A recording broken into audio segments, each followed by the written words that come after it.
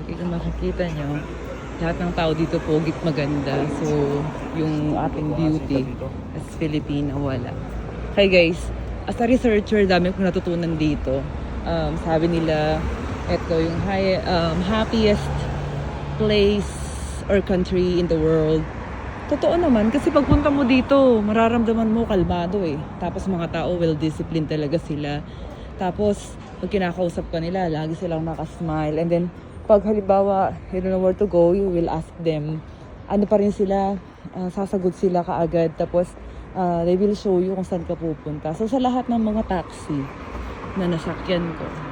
So, ayun, sabing ba tayo, be? Sa kanila, pag yumaman, okay? So, yung mga taxi, pag kinakausap mo sila, nagkukwento sila. They are giving stories of how life is here in Finland. Una, yun, pagdating namin ng Turku Airport, wala talagang tao. Everything is robots and codes and all. Tapos sabi namin, walang tao, walang security.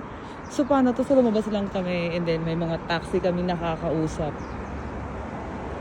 Regarding sa ang buhay dito, yung latest kanina, sabi niya, tinanong namin, bakit nasasabi niyo na happiest place ito? Parang nakikita sa mukha ng mga tao, hindi sila masyadong nakikipag-communicate. And sabi nila, yung mga Finnish daw, hindi daw talaga sila nakikipag-communicate unless makikipag-usap pa sa kanila. They are not into communication. Tapos, lalo pag winter daw, dito maraming depressed. Sabi nung nakausap namin kanina na driver from India, na estudyante nag-aral dito. Actually, part-time lang niyang mag-drive. Sabi niya, malungkot daw talaga mga tao dito, 80% of them. Kasi, more on, most of the time, mag-isa lang sila. Ako nga, naglalakad ako dito, di ko nga alam yung street ng hotel ko, pero mamaya na lang para matur ko muna kayo. So, yun, mahirap, malungkot. Maganda yung buhay kasi yung tax nila 45% yata.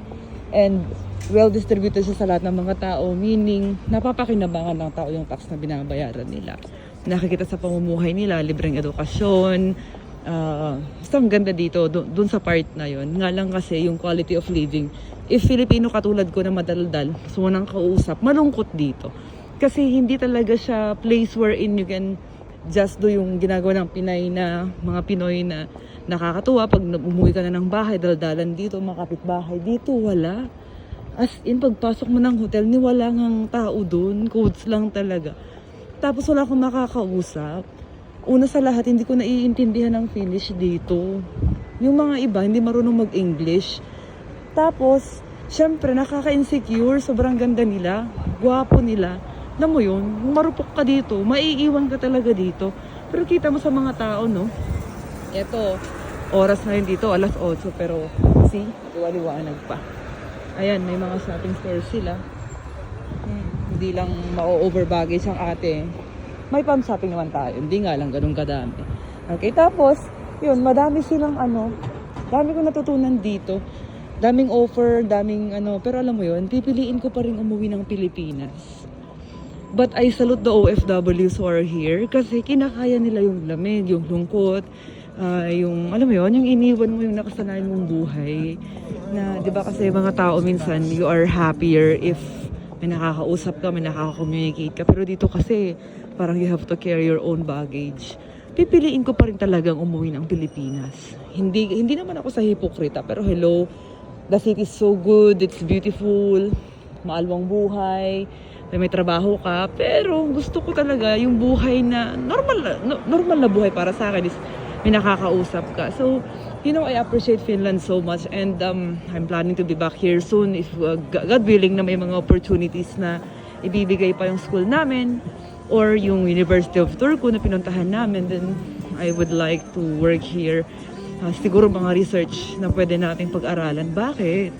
Bakit happiest place on earth pero mga tao 80% depressed? Ganda nun, no? What gives or what is the depression is all about? So guys, ito yung Finland. Sobrang ganda. So magkakape muna ako. Total, malayo pa naman yung aking hotel. Okay? Dinor ko kayo sa Turku, Finland. Okay, Fatima Carsola from the Philippines.